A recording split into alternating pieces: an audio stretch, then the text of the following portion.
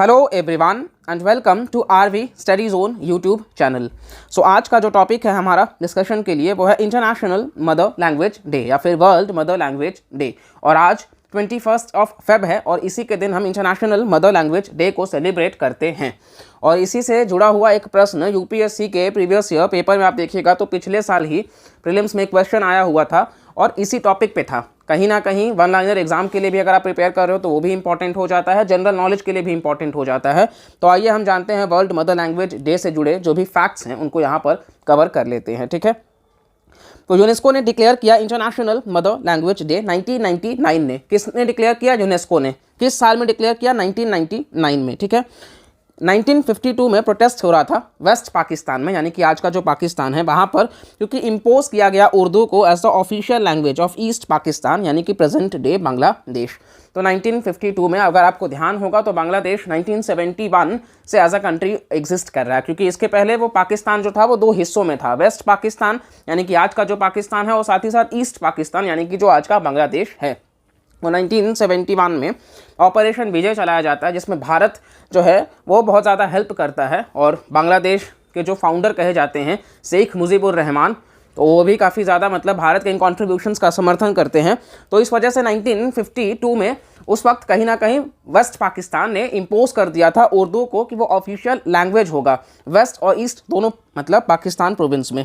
और साथ ही साथ कहीं ना कहीं यूनेस्को ने 1999 में इंटरनेशनल मदर लैंग्वेज डे फिर चालू कर दिया, उसी को ध्यान में रख करके। आपको रीज़न पता होना चाहिए। ठीक है, और तब से हम फरवरी 21 को इंटरनेशनल मदर लैंग्वेज डे मानने लगे और ये 1999 से हम मान रहे हैं ताकि हम प्रमोट कर सके लिंग्विस्टिक एंड कल्चरल डाइवर्सिटी और मल्टीलिंगुअलिज्म। तो कहीं ना कहीं हम ये आप की टर्म्स को ध्यान रखिएगा, लिंग्विस्टिक यानी कि लैंग्वेज के तरीके से, कल्चरल डाइवर्सिटी जैसे कि इंडिया में आप देखिएगा वो कहावत भी होती है कि कोस कोस पे बदले वानी सवा कोस पे पानी। तो कहीं ना कहीं मतलब आपको ये चीज़ें भी देखने को मिल जाएंगी और साथ ही साथ में कहीं ना कहीं मतलब मल्टीलिंगुअलिज्म वगैरह भी आपको देखने को मिल जाएगा। ठीक है, और इसके अलावा कुछ डेटा यहाँ पे प्रस्तुत किया गया है कि यूएन के आंकड़ों के हिसाब से वर्ल्ड में 6000 से ज़्यादा लैंग्वेजेस आपको देखने को मिल जाएंगे, जिसमें से 43% जो है वो एंडेंजर्ड के कैटेगरी में आता है, यानी कि हम कितने ज़्यादा सिकुड़ते जा रहे हैं। ठीक है, और ये यूएन का ऑफिशियल डेटा है, तो आप मेंस में लिख सकते हो कि ऑल्दो 6000 लैंग्वेजेस एग्जिस्ट कर रहे हैं बट स्टिल 43% जो है वो एंडेंजर्ड हैं। तो ये कहीं ना कहीं एक खतरनाक ट्रेंड दिखाता है। इसी के साथ में दूसरी तरफ सिर्फ 10 लैंग्वेज हैं जो 4.8 बिलियन स्पीकर्स हैं जिसके, यानी कि 60% वर्ल्ड का पॉपुलेशन सिर्फ 10 लैंग्वेजेस को ही कह रहा है, यानी कि मल्टीलिंगुअलिज्म का जो कॉन्सेप्ट है वो ख़त्म होता जा रहा है।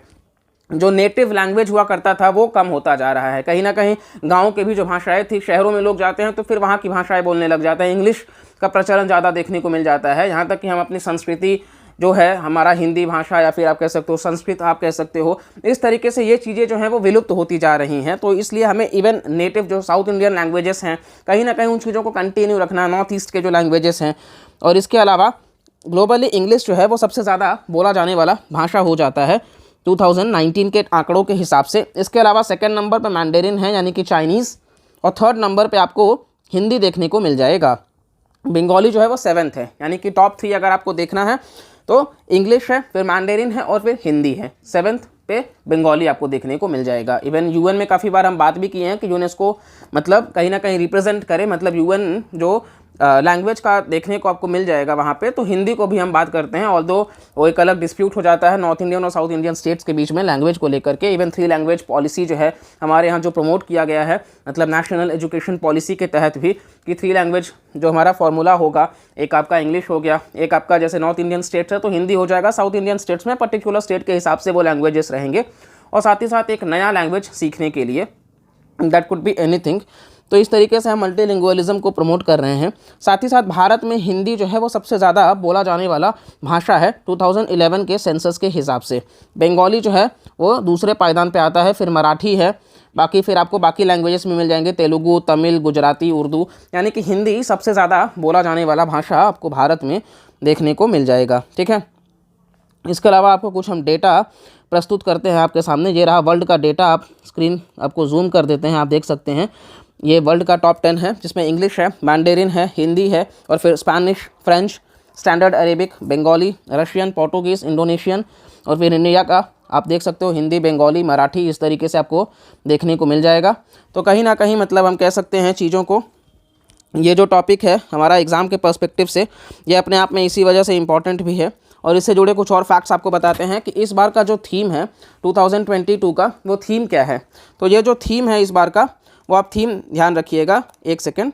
और वो थीम आपका जो है वो ये है कि using technology for multilingual learning challenges and opportunities. ये थीम है कि टेक्नोलॉजी का यूज़ करना मल्टीलिंगुअल लर्निंग के लिए, क्योंकि कहीं ना कहीं कोविड-19 के वजह से, इस महामारी पैंडेमिक के वजह से स्कूल्स कॉलेजेस सेट हो चुके हैं। तो इस वजह से टेक्नोलॉजी का यूज़ करके हमें चैलेंजेस और अपॉर्चुनिटीज़ ढूंढने हैं मल्टीलिंगुअल होने के लिए, ठीक है। तो ये इस बार का थीम है। साथ ही साथ कहीं ना कहीं मतलब सस्टेनेबल डेवलपमेंट गोल पर भी लैंग्वेज को ही फोकस किया जाता है। और इसके अलावा रफ़ीकुल इस्लाम जो हैं, बांग्लादेश के ही एक हैं जो कनाडा में रहते हैं, उनके द्वारा ये प्रपोज़ किया गया था। और साथ ही साथ में मतलब आप कहीं ना कहीं जो भी डेटा था वो आप ध्यान रखिएगा बिल्कुल। और यूएन ने इवन डेजिग्नेट भी कर दिया है जो पीरियड है 2022 से 2032 तक की international decade of indigenous languages.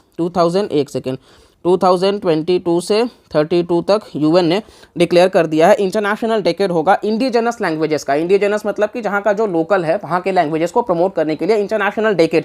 तो बहुत ही इंपॉर्टेंट है वन लाइनर के लिए, ध्यान रखिएगा, international decade of indigenous languages, ठीक है। और साथ ही साथ एक येवलू प्रोक्लेमेशन आपको देखने को मिल जाएगा, YEULU, येवलू, या फिर जो भी प्रोनाउंसिएशन हो, अगर हम गलत कह रहे हैं तो आप ध्यान रखिएगा, इसका स्पेलिंग जो है सॉरी वो YUELU है, येवलू। तो ये प्रोक्लेमेशन जिसको यूनेस्को ने ही मतलब प्रपोज करा, मतलब चाइना में 2018 के समिट में, तो ये भी लिंग्विस्टिक रिसोर्सेज की ही बात करता है, डाइवर्सिटी की बात करता है। नेशनल एजुकेशन पॉलिसी में हमने देख ही लिया कि क्लास 5 तक इवन मदर टंग में पढ़ाने की बात करी गई है, यानी कि वर्नाक्युलर लैंग्वेज वगैरह में। साथ ही साथ कहीं ना कहीं नेशनल ट्रांसलेशन मिशन वगैरह जो है इम्प्लीमेंट करा जा रहा है। इस तरीके से कहीं ना कहीं मतलब प्रोटेक्शन और प्रिजर्वेशन भी आपको देखने को मिल जाएगा। जैसे कि आर्टिकल 29 जो है कॉन्स्टिट्यूशन में, संविधान के, तो वहाँ पे protection of interest of minorities की बात करी गई है कि सिटीजन्स को राइट होगा कि वो अपने लैंग्वेज को कंजर्व कर सके और प्रोहिबिट कर सके डिस्क्रिमिनेशन लैंग्वेज के बेसिस पे, यानी कि माइनॉरिटीज़ जो हैं वो अपने लैंग्वेज को प्रमोट कर सकते हैं as per article 29 of the Indian constitution. और ये एक फंडामेंटल राइट है, ठीक है। इसके साथ ही आर्टिकल 120 जो है वो कहता है लैंग्वेज जो यूज़ किया जाए पार्लियामेंट में, तो वो हिंदी हो सकता है, इंग्लिश हो सकता है, या फिर उस पार्लियामेंटेरियन का मदर टंग भी हो सकता है एज पर आर्टिकल 120। इसके अलावा पार्ट 17 जो है भारतीय संविधान का, वो ऑफिशियल लैंग्वेज से डील करता है, ठीक है। पार्ट 17 जो है भारतीय संविधान का, वो ऑफिशियल लैंग्वेज से डील करता है। और ये आर्टिकल 343 से 351 तक है, 343 से 351 तक है। ये आपको प्रीलिम्स के लिए इंपॉर्टेंट है, ध्यान रखिएगा। और साथ ही साथ आर्टिकल 350A जो है वो कहता है फैसिलिटेट करता है इंस्ट्रक्शन की मदर टंग में होना चाहिए प्राइमरी स्टेज में, 350A में। और 350B में special officer for linguistic minorities. और ये जो special officer for linguistic minorities होंगे, इनको प्रेसिडेंट वगैरह ही अपॉइंट करेंगे, सारा कुछ इनका देख रेख प्रेसिडेंट ही करेंगे। और साथ ही साथ इंडियन कॉन्स्टिट्यूशन में 8 शेड्यूल जो है वो 22 लैंग्वेजेस को डिवोटेड है, जिसमें आसामीज़ है, बंगाली है, गुजराती है, ये आपको लिस्ट देखने को मिल जाएगा। सिंधी जो है वो 21st अमेंडमेंट एक्ट से ऐड करा गया था। इसके अलावा आपको कोंकणी, मणिपुरी, नेपाली 71st से देखने को मिल जाएगा। फिर बोडो, डोगरी, मैथिली, संथाली आपको 92nd कॉन्स्टिट्यूशन अमेंडमेंट एक्ट से देखने को मिल जाएगा। अगेन वेरी इंपॉर्टेंट, क्योंकि ये आपको मैच द फॉलोइंग पूछा जा सकता है। तो सिंधी 21st से, कोंकणी, मणिपुरी, नेपाली 71st से, KMN इंग्लिश अल्फ़ाबेट के हिसाब से, और फिर बोडो, डोगरी, मैथिली, संथाली 92nd से, ठीक है। और साथ ही साथ आप इवन ये भी देखिएगा कि राइट टू एजुकेशन जो है, जो कि 2009 के एक्ट से लाया गया था, तो वो भी यही कहता है कि चाइल्ड के मदर टंग में मतलब उसको प्रमोट किया जाए। इवन इसके अलावा क्लासिकल लैंग्वेज का भी स्टेटस दिया गया है भारत में। तो क्लासिकल लैंग्वेज जो है वो भी आप ध्यान रख सकते हैं। अगर क्लासिकल लैंग्वेज के पर्सपेक्टिव से हम बात कर लें तो भारत में कुल 6 क्लासिकल लैंग्वेजेस हैं, और वो आपको देखने को मिल जाएंगे। फर्स्ट नंबर पे आपको मिल जाएगा तमिल, जो कि सबसे पहले, फिर संस्कृत है, तेलुगु है, कन्नड़ है, मलयालम है और उड़िया है। क्योंकि समय समय पे बंगाली और मराठी की भी मांग हो रही है, तो इस वजह से क्लासिकल लैंग्वेज जो है वो इंपॉर्टेंट हो जाता है। तो क्लासिकल लैंग्वेज आपको एक तो तमिल, संस्कृत, तेलुगु, कन्नड़, मलयालम और उड़िया, तो ये सारे जो हैं आपको लैंग्वेज देखने को मिल जाएंगे। इनका क्राइटेरिया भी होता है यूनेस्को के द्वारा कि कहीं ना कहीं मतलब इवन जनरेशन्स से मतलब स्पीकर्स होने चाहिए, कि मतलब कॉपी नहीं होना चाहिए, किसी का कॉपी नहीं होना चाहिए, जनरेशन्स से स्पीकर्स चले आने होने चाहिए, इंडिजेनस होना चाहिए कहीं ना कहीं, मतलब इस तरीके से उसका एक क्राइटेरिया है जिसको ध्यान में रख करके ये बनाया गया है। और इसी के साथ हमारा ये जो टॉपिक है जो भी क्वेश्चंस घूम सकते थे, बन सकते थे, वो सब कुछ हमने कवर कर लिया है। इसके अलावा मतलब आप ध्यान रख सकते हैं कि गूगल का एक प्रोजेक्ट भी है नवलेखा करके, तो वो भी मतलब मदर टंग में ही प्रमोट करना चाहता है नवलेखा। वो भी मतलब आप देखते होंगे कि कोई कोई मतलब आपको बुक्स वगैरह मिल जाएगा, तो आप मतलब अपने इंडिजिनस लैंग्वेज में, रीजनल लैंग्वेज में पढ़ सकते हैं एज़ पर गूगल का नवलेखा। तो ये सारी जो हैं वो कहीं ना कहीं मतलब प्रमोट कर रही हैं इंडिजिनस लैंग्वेजेस को ही। तो इवन प्रीलिम्स हो, मेंस हो, इंटरव्यू हो, हर तरीके से ये जो डिस्कशन है हमने शॉर्ट में रखा है, क्रिस्प रखा है और सब कुछ कवर किया है। तो उम्मीद करते हैं वीडियो आपको पसंद आया होगा। वीडियो को लाइक करिएगा, चैनल को सब्सक्राइब करिएगा, ज़्यादा से ज़्यादा वीडियो दोस्तों तक शेयर करिएगा। और यस, हम मिलते हैं अगले लेक्चर में, तब तक के लिए थैंक यू।